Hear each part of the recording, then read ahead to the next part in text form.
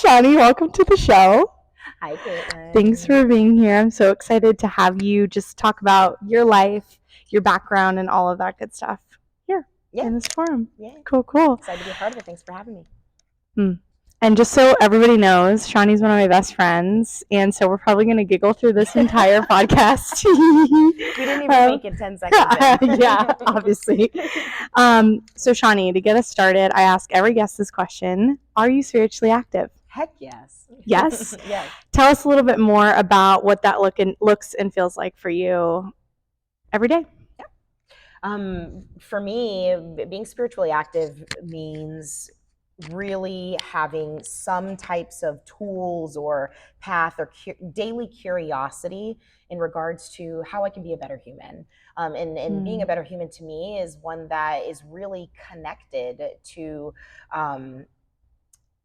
all of the drives and the triggers within myself internally and how I process the world, and then how I choose to engage, interact with everything that surrounds me. And so why I connect that to being spiritually active is because it takes that understanding of your own internal dialogue and how you process things to be able to make conscious decisions in how you are going to interact with the energies that surround you, whether that's human beings, whether that's the environment, the planet, all of that is energy. And you investing in yourself helps you to be able to invest in a positive way to everything that surrounds you. I love that deep inner connection, but also taking that externally and making sure that you do really surround yourself with that like field or that surge of good, positive light energy. Yeah, I love it. That term, that surge of energy. Surge. Yes, we're surging all the time. Talking a little bit about like being spiritually active, I think something that I really want listeners to hear is how to make it accessible. So can you share some of the modalities that really resonate with you and maybe what your practice looks like, how consistent it is, how frequent it is, whichever direction you want to take that? Yeah, I'd say, I mean, that's such a great question. I don't often reflect on the different modalities that I'm utilizing to be spiritually active. And I think I'm going to incorporate that a little bit more. I'd say the regular practice for me is usually through the lens of yoga. Yoga queen. Yeah, physically, mentally, and emotionally. I love to practice asana, so the physical bodied activation of yoga. I love to tap into the meditative aspects of yoga as well. So sometimes I'm practicing yoga by myself in my car and repeating mantras. That's another tool that helps me to feel spiritually connected, and changing those mantras up based on whatever's going on in my life or resonating with me via the seasons or the stars or whatever it is that you believe in. You can tap into a word or words that help you to feel awakened when you repeat them. So mantra is definitely a big tool that I've been playing around with a lot lately in my own spiritual practices. I love that. I'm so excited to talk a little bit more about yoga, like in further depth, because I think so many people believe it's just the physical, right? But for me, at least too, like I feel this deep spiritual activation when I am physically moving, but it's the moving with intention that just like seals the deal for me. I kind of float off into a different world. And so I'm really excited. I know I have some questions for you later to talk a little bit about that, and just demystifying the misconceptions of what yoga might actually be. Yeah, absolutely. Yeah. So I want to talk a little bit more about you. Tell us a little bit about yourself, your professional background, your personal background, all that good stuff. Hey, well, oh gosh, where do I start? So how long do we have? Yeah. In terms of, I guess if I had to like look back and a pinnacle activity or something about myself when I was really, really young, that kind of paved the way for where I am now. I would say the big key component of my life was dance. So I started dancing when I was about almost 4 years old, and came from a very low income, low socioeconomic background. And my first ballet shoes were actually water shoes that were donated to me. But it didn't matter. It was just a tool, something that I could wear to help aid me in feeling confident as a mover and a shaker of this world. And I fell in love with dance instantly. I not only did I do that throughout my entire childhood and high school, but I also got my degree in that. And eventually, that's what led me down the path of yoga. So I'm one of those people who had the gateway of yoga was the physical movement, was somebody taking me to a class that just really wrecked me. Literally, I thought I was going to die. Yeah, I'm about to pass yeah, away. I was like, I'm dead. Just leave me here. I don't know if I'm okay. I'm probably not. But and anyways, and that was somebody that I had met in the dance department in college. And she really intrigued me in coming. She had actually asked me multiple times to come with her to take a heated power yoga class. And I declined that rather, multiple times. And she actually tricked me. My first heated power flow, where I fell in love and it changed my whole life. And I kind of moved from dance to the path of yoga more so. Was when she came over, because she had asked, do you have anything going on today? And I was like, nope, not really. And she's like, I'm going to come, we're going to hang out. And she came to my house, told me, go put your workout clothes on right now, because today's the day. Business. You're going to go. And I couldn't be more grateful for that, because that introduced me to heated vinyasa flow, and that the ability to move my body in a way, like you mentioned, with such intention. Having that be orchestrated, curated by a human who's put so much thought and passion in trying to create a spiritual movement, awakening within us. A dance. Yeah. That it was that first power flow class, even though I about died 30 minutes in, it was the first time in my life outside of dance that I felt like I was floating. I felt a sense of complete freedom, almost an out-of-body experience in finding that breath to movement, vigor, intensity. Yeah. So anywho, that I consider like a pinnacle moment in my life where my entire path changed. And it was through that physical lens at first that I fell in love with yoga, but also because physicality was so familiar to me. Yep. But throughout continued practice over the decade after that moment, I have found such a deep spiritual connection, really investigating, why does this pose invoke a sense of failure in me? Why does this pose make me feel gleeful? Why does this pose, help me to, or make me feel like I want to cry and I don't know why? Starting to like unravel and ask myself those questions and unravel the layers of me like an onion has helped me to really work through some traumas and some deep-rooted issues in my tissues that I didn't even know that I had. I love that. You got issues in your tissues, and you got tissues for the issues. And I still do. And I got tissues for those issues. I love it. It's so fun. And you've built a career out of yoga as well. Yeah. So can you share a little bit? Isn't it? It's amazing. I feel like it's a dream for a lot of people that sometimes doesn't feel like within reach, and you're out here literally doing it. Can you share a little bit more about, one, the beautiful space you're in? If you can't see us, we're at Bouldering Project, the newest bouldering, yoga, and fitness gym in Tempe, Arizona. Tell us a little bit about how you got here, and of course your own kind of thing too, your retreat, your flow house, all the things. All the things. Yeah, once I had that moment where I fell in love with yoga, I was just like, or at least the physical practice in that moment, how do I do more of this? Yeah. So I started doing a work for trade program for a couple of years at a yoga studio that I started practicing at regularly. And then from there, I was able to get a position. I did teacher training. Did teacher training, my first 200 hour, and then was able to get a position teaching yoga and also being, an administrative assistant as well for the studio needs. And from there, I worked my way up to eventually being a studio manager, opening up a new studio, supporting other studio build outs.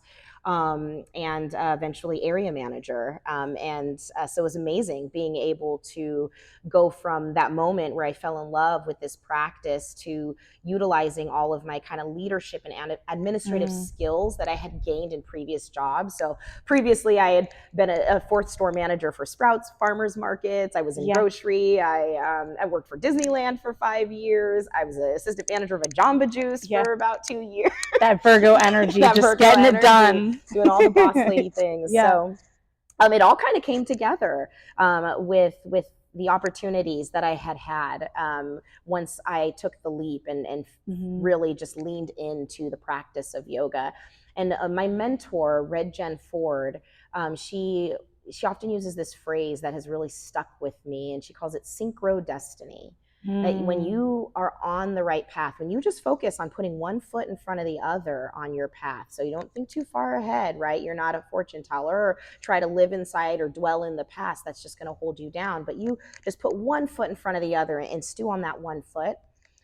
Everything will unravel. It will synchronize in your favor. So yeah, she calls that synchro-destiny. And I really feel like having that mindset is what led me to this space where I get to empower, inspire, and share, and in turn soak that in through the teachings of yoga. I love it. I think something so cool that you highlighted as well is the community that yoga brings to you. And to me, that's a spiritual activation, right? We're just a bunch of souls in skin suits, as I like to say, running around. And, if you've ever taken a yoga class, the activation that you feel as a group, the sweat, the tears, maybe sometimes some blood, energy. Yes, it's beautiful. And so I think that's just another part that I'd love to highlight that I love about yoga and the physical practice itself. Absolutely. It's wild too that the deeper you get into your practice, the more community that you gain, but also some old community that you lose too, because you have the ability to find more discernment and really investigate if the people or the things that you are collecting or attaching to surrounding you are helping you or they're hindering you. And so it's really been transformational to see the deeper that I've gotten into my practice over the years, the more that I have gravitated towards, and I am a magnet for just loving, positive, radiant humans. And there's some other friends that I've had to move away from. Yeah, no better way to say that, I guess. Yeah, no, it's for sure. It's shedding a layer. Yeah, absolutely. I think the more you turn inward, the more conscious of the outward you are. Yeah, absolutely.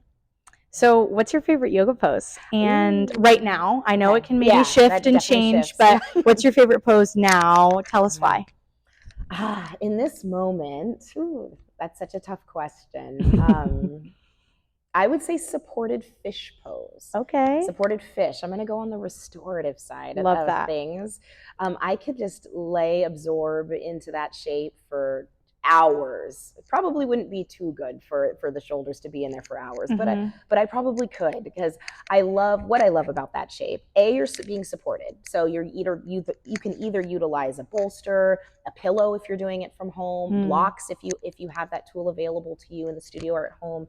And there's something so magical about allowing yourself to receive help. I would say that's a pre and post yoga Shawnee. Not that I'm post yoga. I'm very much in the nitty gritty of my practice. I feel like I'm actually just at the crust of my practice, just kind of starting out. However, pre yoga, allowing myself to be helped or supported in any way, shape, or form was absolutely not in my DNA. I got you, girl. Same. As a Virgo, as somebody who's like, the more action you take, the better. You got to do everything yourself. Be tough. I was raised by a single mom, as well, and so, and though she's the toughest cookie I know, it also can be something that can deteriorate you if you never allow something to support you. So I know this is like the longest winded answer to my I love it. I could talk about this for like 3 hours, but I love the fact that you're making a choice to utilize support. Yes. So that really resonates with me on a connection level. feeling unity in all the sides of me. Yes, you are tough, and you are also somebody who needs to be nurtured and needs to be cared for too. Yeah. In terms of the physical body or benefits, I love the opening up or kind of lubricating of the fascia in your chest and the tops of your shoulders and your neck as well, depending on how you support yourself with the props. It feels really good for my lower back to have my heart elevated like that in that shape. To feel your legs kind of just dangle beneath you. And when you're in the shape long enough, I forget I have legs. You're really floating. That was going to come out at some point. I love it. Yin is in. Yin is in. Yin is in. Like, and obviously restorative and yin can be, you know, different things, right? But I'm the same way. Like, I feel for so long I've operated in a very masculine energy, which is not a bad thing, right? We need that balance between the two. But when I think of yin, it's more of that receptive, that gentle, that even emotional connected. Like, those are the classes where I cry.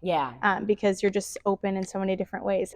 Supported postures. I've always had a really hard time like giving into using props and using that type of like, you know, I think sometimes when you're new to yoga or your own practice, those things are frowned upon, quote unquote, right? Like, but they're not. They're actually the most amazing thing that you can incorporate in your practice to explore spaces that like your body might not let you go naturally. So I love the bolster block.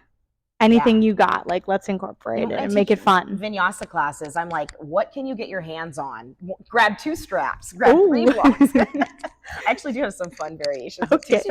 I was about to say, that's when you know it gets spicy. Oh, goodness. Props can help you, like, you know, not just to support you or to help you find, you know, more a more passive shape, but can help to really invigorate, light up, add challenge to your shapes too. Anyways. I love it. Okay, yoga. So what the heck is yoga anyway? Tell us like how you define it, what you've learned about the practice. I have a complex response to that. We love a complex response. Give us the layers. I'll give you that first. I'll share it. And this comes from a renowned yoga teacher, and she's written some books. She's somebody that I really have found lately has been inspiring. She talks a lot about keeping the culture within modern yoga practices and how you can do that. And her name is Anjali Rao. But her definition has really resonated with me as of late, which is that yoga is a multi-dimensional system of teachings and practices that has a 4,000-year-old history. The expansive teachings explore inquiries about consciousness and matter, purpose and the meaning of human life, reduction of one's suffering, and offer recommendations for living in a world with compassion, discernment, and integrity. And beautiful. I'm like, I just have to read that because I don't want to butcher it. It's so beautiful as it is. Couldn't have said it better. Especially what resonates with me in that is the compassion, discernment, and integrity. Yoga's, you know, kind of core thesis, or at least from the Yoga Sutras of Patanjali, Patanjali shares that the intention or the goal of yoga is to still or quiet the disturbances of our consciousness, or quiet the patterns of our consciousness. And the consciousness I like to think of as the connection between the heart and the mind. And I got that definition of sorts from Nikolai Bachman. But the consciousness, the chitta, is the heart-mind connection, kind of how we digest, internalize, and then share our internal and external worlds, how they play with one another. And the intention, the goal of yoga is to find a smoother channel between those two, right? How we process the external world in our internal world, and vice versa, how we then project our internal environment on the external world. So I like to say that the simplified answer to what is yoga, if there was a way to even simplify it, but it's a physical, a mental, emotional, and spiritual practice that helps us to ultimately find freedom and connection, right? People translate yoga as union. So it's Beautiful. unifying internal and external worlds. I love that. Unification. It's a circle. It's a lot. Unification, Yeah. I feel like, is it comes back to that community feel as well, right? It's the circle with yourself. I love the term you coined, the heart mind. Like Mm-hmm. those things can exist together, and I think a lot of people sometimes don't think that, right? Like Right. we think with our head, we feel with our heart, but there's an intelligence that's often unseen that I think really yoga can unlock, that brings those two things together and makes it kind of one energy. Absolutely. And ultimately, when you have progressed on your spiritual path, or you have been able to find this higher knowledge, higher knowing Mm-hmm. of yourself and of others, and how the world works and what the point of all of this is, nobody really knows, right? But so maybe that point of what all of this is just has to be faith. But that higher knowing to me is understanding that what the heart and the mind, um, there's something deeper than Yes. that. And in yogic philosophy, that's called purusha. It is Mm. what the unchanged. It's this inner light, from my understanding, or my kind of distilling it down to something more tangible or demystified, is that there we all have this like inner, deeper than the heart light. Some look at that as the soul, some look at that as Mm. and just a ball of energy or what have you. But that inner heart light in all of us has was never born and will never die, and Yes. it is unchanging. Mm. And the goal or the intention of all of this work we're doing to find harmony or balance in our internal and external world is so that we can all just be this circular connection of light. Mm-hmm. I'm crying. That was so beautiful. So well spoken. I Oh, love that. thank you. Yes, you're welcome. I was like, it didn't feel eloquent coming No, out, it was but I'm amazing. like, yeah, that's like, I feel it in my, like, deep beyond my bones. Yes. But then sometimes translating that into actual human language, into words out of my face hole, doesn't quite come out as Well, you lit up when you were talking about it, one, but yeah. also like sometimes maybe words aren't meant for explaining some of those things. Words You know are what I hard, mean? know? Yeah, they are. Okay, we also touched on philosophy a little bit. Okay. I know it's really important to me, right? And kind of understanding the history. Of course, it's important to you. You do such an amazing job in all of your classes tying in some sort of Sanskrit or philosophy or history of how that can kind of relate to where we are in the here and now. Yeah. Can you give us like a brief overview of what the Yoga Sutras are and kind of how they came to be? Yeah. So the Yoga Sutra is it's not the only historic text Yeah. that outlines what is yoga or how yoga should be practiced or could be Mm-hmm. practiced or whatnot. But it is a pretty important one in the lineage, and it was discovered around 500 BCE by either a person or a group of persons known as Patanjali. We don't really know. There's the jury's still out on that, and there's a lot of study or an investigation in regards to who is Patanjali. So I just like to think of that as a beautiful mystery, Yes. but however has created this awesome kind of instruction manual, I guess, if you would say, for the practice of yoga. And there's 200 sutras, and sutra from Sanskrit to English translates as thread. So they're not necessarily in chronological order. Like if you were to try to open up the Yoga Sutras and read it like a book, it might not make that much sense. There's some sections that are a little bit more closely knit to each other than others, and others that feel like they jump around. Right. So it's fun. Choose your own adventure when you open up that book. But this text, as I shared, kind of can be looked at as like how does one practice yoga? What is yoga? What is the path of yoga? So often you'll hear that yoga is an 8-limbed path, 8-limbed being Ashtanga, is the Sanskrit for that. And so in the Yoga Sutras, Patanjali essentially outlines that in the practice of yoga, after he defines how do you start? Well, you just start.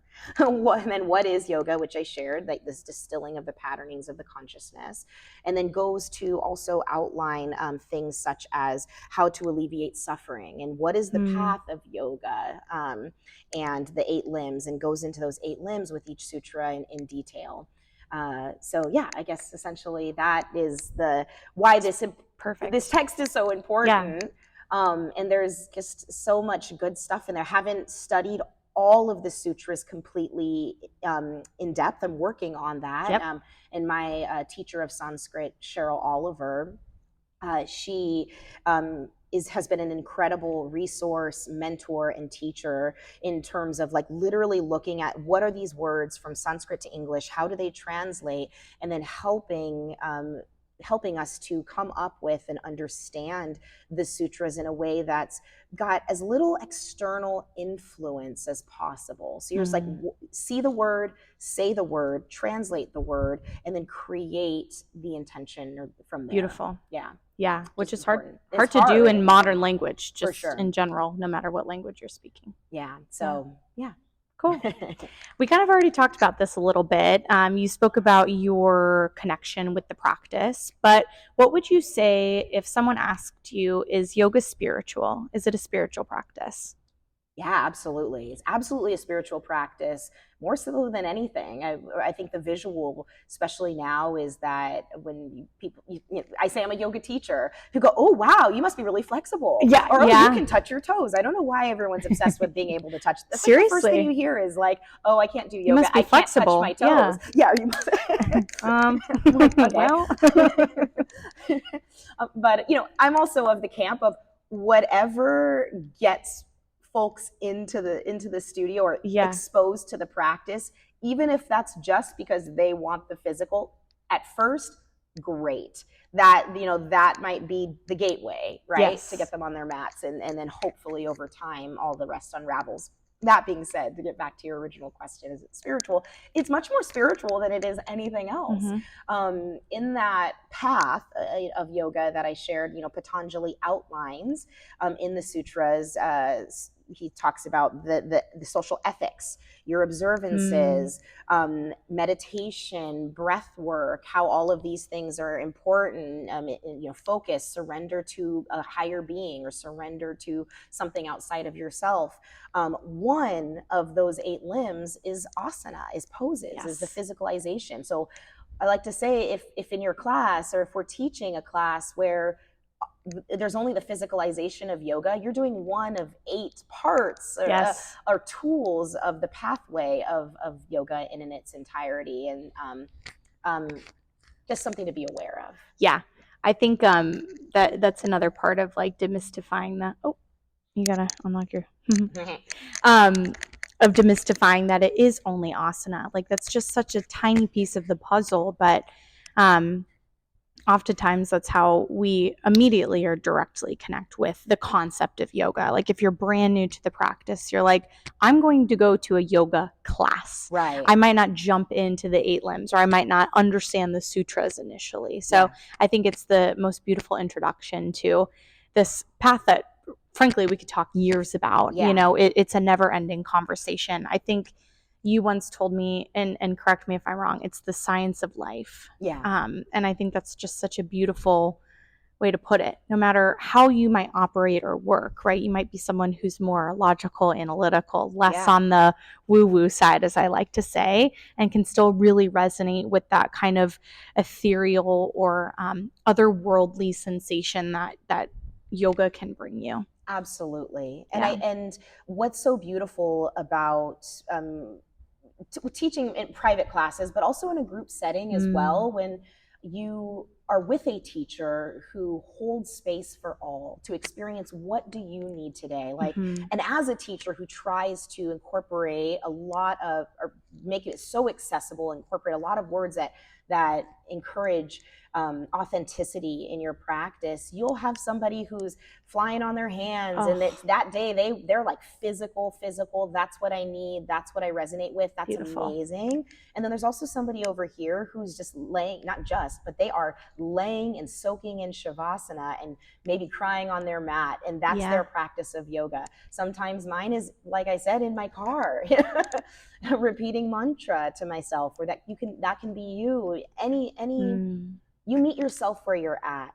And the beauty of yoga in general, and why it's resonated so much with me in terms of the physical practice, is because it truly is for all. No matter your body, how you choose to use your body any particular day, if you are moving with intention, even if that's slow motion, microscopic moves that nobody else but you can see. Maybe it's a movement of energy beneath the surface in your actual physical sheath. Your physical body is holding space and stillness, and you're feeling your breath move within you. That is a practice of yoga. Breath retention. There's so many different types of pranayama or breath work too. Yeah. Mudras. Mudras, hand Whoa. gestures. Whoa. I'm loving incorporating those into my own personal practice. Yeah. Lately as well. That's something that I feel like as I get deeper and deeper, not only in teaching asana and teaching poses, but also practicing on my own. I'm trying to think differently and not allow myself to move in autopilot. Yes. And that can be hard as well, because we love things that are comfortable, but I think that like comfort and complacency, there's a fine line there, and I try to continue to stay invigorated and not complacent in my practice, and that's also in and of itself a spiritually active practice. Yes, absolutely. Trying to continuously grow through comfort and contentment, but not complacency. Oh my gosh. I remember when I decided to go through my 200 hour, I was honestly terrified to start because I'm like, oh my gosh, I'm so comfortable in my own practice. To step into the teaching realm is something completely different, one. But then two, you open yourself up to this universe of like philosophy, energy, chakras, like language. The more you learn, the less you know. Literally, and it can be so intimidating at first. But I think something so beautiful is that as you as a human continue to evolve, your practice also does too, which is incredible. Yeah. Can you tell us a little bit about, like, over the years, maybe when you started to where you are now, what transformation or shifts have you seen, in your physical, in your, your own mindset, in your soul, all those beautiful things? Ooh, a lot. I mean, sorry, that was a long list. All of them. Yeah. Check, please. Okay. We'll go from the physical. So we'll go from the outer layer in. Yeah. But physically, I have had the pleasure, the honor of being able to fall in love with this practice many different times in many different bodies. I've had 2 babies, 2 humans. So cute. Love Olive and Miles. Give them a little shout out. Yes. And both of those pregnancies I practiced all the way through. Yes. I taught all the way through both as well. And my body just completely transformed. I almost said anamorphed. That's big word. You can tell how old I am. The Animorph book fans out there. But has just completely morphed since I first started practicing. So I feel like I have gotten the opportunity to be able to lean into all of these beautiful poses and work through a lot of mental struggle, challenges, opportunities within the shapes of yoga. Multiple times. Yes. I will also add, it's so freaking cute. Every time I see you and Olive's with you, she's like, here's my treat today. Here's my airplane. I'm like, you go, girl. Getting it. She's come up with a couple new poses on her own. And I'm like, you know what? So do we. Like, yes. I'm like, there's all the names are made up, really, when you think about it. Yeah. Not to get back to the history of yoga, but like, in the sutras, the only pose referred to, or term, is asana. Yes. Which doesn't even translate to pose. That's what we think of that word now. But it's seating. It's seated meditation. Like easy seat. This shape that I'm in right now, if you guys could see me, is asana. Everything else after that has been a construct to be able to lubricate the body for meditation, for ultimately liberation and freedom. Beautiful. Anywho, but yes, Olive likes to make up lots of pose names, just like Mama. Yes, you got to do it. You got to do it. But other ways I've shifted and transformed energetically, as I get older, I feel like I actually have more energy. The deeper I've gotten into my physical practice, and then the physical practice is off of the actual yoga mat. So like making sure that I get enough sleep at night. Yes. That's the self-care aspect of yoga has ripple affected into every aspect of my life. being closer to people. It's funny that I'm a huge hugger, and I love those heart melting hugs where, you know, your hearts touch one another and you hold on for an extra second. Now, pre-yoga, absolutely not. I was like arm's distance away and not like very comfortable with physical connection. And so that has completely transformed where I'm like, I crave physical connection now, especially with the humans that I love, that I get to see and hang out with a lot, like you. Yeah. And then I'd say another big thing emotionally is my ability to sit with hard feelings. I'm able to sit with them, and rather than move around obstacles and try to, you know, practice escapism, like I used to drink a lot more. I used to, and I mean, don't get me wrong, I still throw back a cocktail here, you know, here or there. Or just, I gotta have some balance. Absolutely. But there was a lot more escapism, for sure, and rather than dealing with my struggles and my traumas.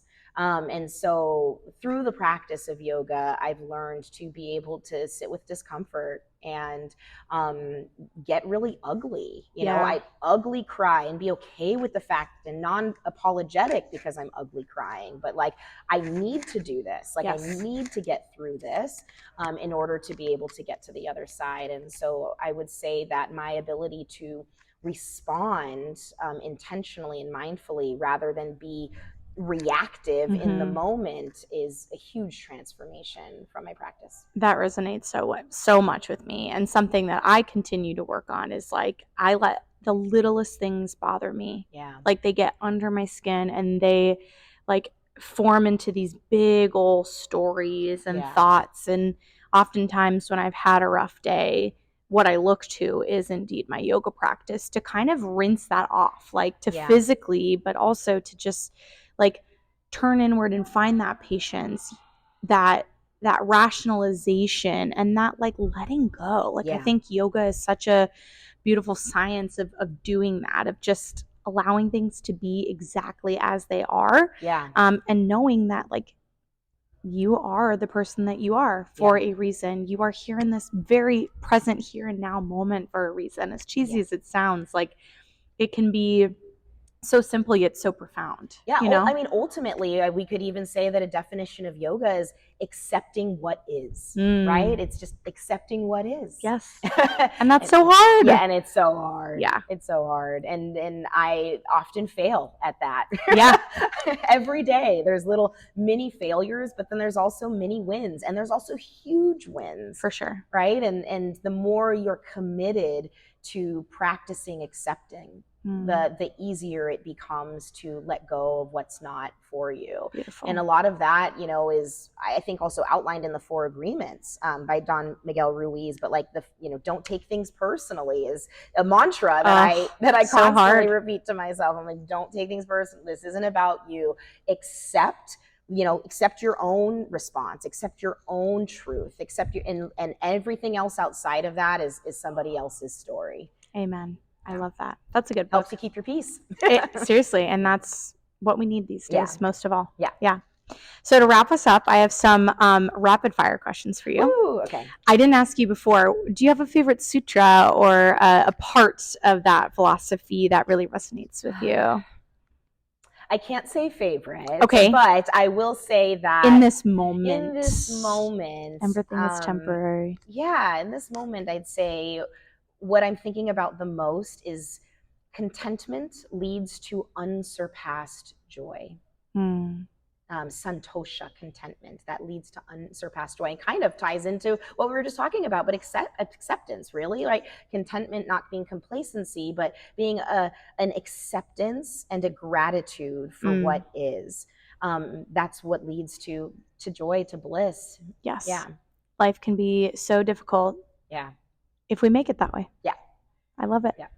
We also, we didn't have a chance to talk in depth about the chakra system, but of course we know, and maybe our listeners are kind of familiar, but wheels of energy that, you know, kind of map themselves along your spine. We have 7, there are several throughout your body, right? But 7 different ones for different body parts, different emotions, different elements that kind of rule your your life in a way. Can you talk a little bit about what chakra resonates with you most right now, or maybe one that you're focused on opening up, tuning into a little bit more? Yeah. And also feel free to refine that definition of, because no, it's great. Okay. Like, did I do you justice, my chakras? You did. Nailed it. No, I would say that's a great question. I'd say the theme of this whole year really resonates the most with the Manipura chakra, which is your solar plexus. So the space right above the navel and below the bottom of the rib cage, that space in between is where that particular wheel of energy resides. And Manipura is responsible for, in the terms of the physical body, but your digestion, whether your digestion's in balance, your ability to feel strong and powerful through your trunk, stand up tall, utilize your diaphragm so have better bandwidth in your breath. In terms of the emotional aspects of Manipura and why that resonates with me is when in balance, you are able to kind of shed fear a little bit easier. You feel more confident and courageous in the choices that you're making. You're embracing the fact that there is a inner knowing that is helping you to stand your ground because you are on the right path. Amen. And this whole year, starting at the very beginning of January, has been beyond transformational and personally successful and just overwhelmingly fulfilling, really. I feel like I'm in the best season of my life thus far. Beautiful. Yeah, I've never said those words ever before, and so it's recorded. And it makes me emotional. Like, it's just been wonderful. And I really do think that the beginning of this year, I made a commitment to choose courage over comfort, right? Like I was saying, that difference between contentment and complacency. And I have really leaned into making bold choices that have absolutely been fruitful. Yes. So Manipura chakra is the one right now that is just that fire. That fire is lit. Yeah. It's lit. I love it. It ain't dimming anytime soon. We're leaning into the power. Good. Yeah. Beautiful. Yeah. So why to you is spiritual connection important? Maybe for someone who is new to connecting with their higher self. I think that challenges and struggles in life are inevitable. We will all have them. Yes. There will be catastrophic events in our lives that blindside us. There will be, this sounds so sad, but deep sorrows, Absolutely. There will be deep woes. Grief. Grief. And there's going to be, suffering and things that some self-inflicted and some not, that just feel unfair. Yes. And the more we feel like we have an understanding, or at least some kind of connection or faith in how all of this crazy-ish works. I love it. I was going to use another word, you and can. I filtered myself for a second. You are allowed. Use your colorful imaginations. Yes. But how all this ish works, that helps us to be able to accept and find the silver lining, find the gratitude in those moments of strife that we know we'll have. Gorgeous. Amen. What would you say to someone, what's one piece of advice, rather, that you would give to someone if they're looking to start their yoga practice? Start. Beautiful. Literally. And that's how the sutras. And now start. And here we are. Patanjali in the house. At Mic any drop. point. Oh, I would say just like Mel Robbins is someone I follow on social media, and she's such an inspiring human. And she, a while back, posted something where she went 1, 2, 3, 4, 5, start. And I literally use that to get I out love of the that. bed in the morning. It's like, oh, I'm struggling and I've snoozed multiple times, or there's something I'm avoiding doing. And I go 1, 2, 3, 4, 5, and I just do it. Boom. Go. Beautiful. So if you're looking to start your yoga practice, like get out of your head. Like it's for you. I love it. It's here for you. It's here to support you. It's here to help you to accept the things in your life that you are pushing away accepting. It's here to help hug you, to be a warm weighted blanket, and nurture you. Who doesn't want that, right? Agreed. So just go. That's what we're here for. Do it. Yeah. See you on the mat. I love you. Okay. What's your schedule? I'm just kidding. My last question for you is, you mentioned the 4 agreements, but is there any other resource or book that you would recommend for somebody who is maybe looking to deepen their knowledge? That can be anything from more yoga related to like, hey, I want to get closer to me. Yeah. What does that look and feel like? Such a great question. Yeah, 4 agreements is one that has really is it's just an easy read, a really quick way to like rip off the Band-Aid and to connect with self-betterment and discovery. I should reread that book. I know. Oh, I've read it like 4 times, and it's like every season of your life. Every time you read it, I'm like, oh, something else has resonated. Literally. Well, and every time I read it, I'm like looking around, like, it's that simple? Yeah. Like, right. What? You know, in the best way. Like it's a 1, 2, 3, 4, 5, go. Literally. I love it. In terms of yoga, I would have to say the most influential text that was a recommendation from Cheryl Oliver as well that I've read in the past 3 years is The Path of the Yoga Sutras by Nikolai Bachman. Okay, very cool. He does an incredible job of demystifying some of the key components of the sutras. It doesn't feel preachy or like you're being force-fed into like, now you must understand and live the yoga. He just does a really good job of creating a space where there's a lot of question, real world experiences and scenarios that can help make the sutras feel of this world, as well as journal prompts and questions to consider to walk away from, which I'm a huge, that's another, spiritually active practice, I would say, is journaling and writing every week before planning. What am I going to say in the classroom? Just as important as it is to plan what poses are going in this sequence, I spend literally that much time also creating the music, the ambiance, and journaling about the intention and why all of this matters. Beautiful. Very timely, very present. You can speak to it and not just from a this is what's going on in my life, but I relate to you because this is a human thing. Yeah, casting a wide net. Like this is, we all can share in the idea of maybe this experience that I shared with you. We can all resonate with that in some way, and here's why, and here's how we can practice moving through that on the mat. Beautiful. I love it. So where can our listeners find you? Tell us a little bit about your social, anything upcoming that you'd like to share. Yeah. Where can our listeners find you? Well, I am on Instagram, social media now. Yes. It took me a long time and pigs flying to get there. The queen of reels, here she is. We're working on it. But Shawnee, .a.williams, so beautiful. SHAWNEE .a.WILLIAMS. Thank you. Perfect. And what I have going on currently, so I am the yoga and fitness manager of Bouldering Project Tempe.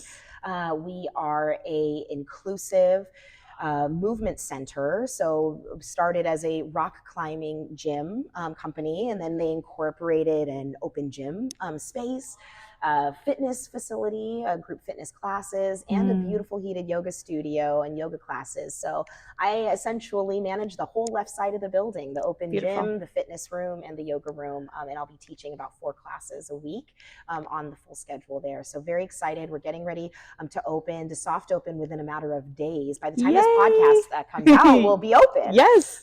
Which is very, very exciting. It's taken, it's been a journey getting here, but it's been a transformative one. Yeah. I'm also getting ready to host a yoga retreat. Be facilitating that in Costa Rica, in Puerto Viejo. Super excited about that, September 17th through the 24th. And planning on announcing the last week of September where my May retreat for next year will be. Beautiful. But we're going to Europe. Okay, so we'll have to stay tuned, connected with you on Instagram to get all those deets. Yes, absolutely. And I'm really sad about Costa Rica. I am not joining this time around. I couldn't make it, but next time, next year, you gonna see me on my mat. I love it. Can't wait. Good. Well, thank you so much for being a guest on the show, and like helping me learn with me about the life of podcasting. Yeah. So I just so appreciate you and always creating a safe space. Thank you. Just for people to be who they are. I think you do such a beautiful job, whether it's yoga related or not. You're just an amazing human, and I'm so grateful to have you in my life. Well, right back at you, sis. I love trying you. to make me cry at the end of this. I love you. Mwah. Mwah.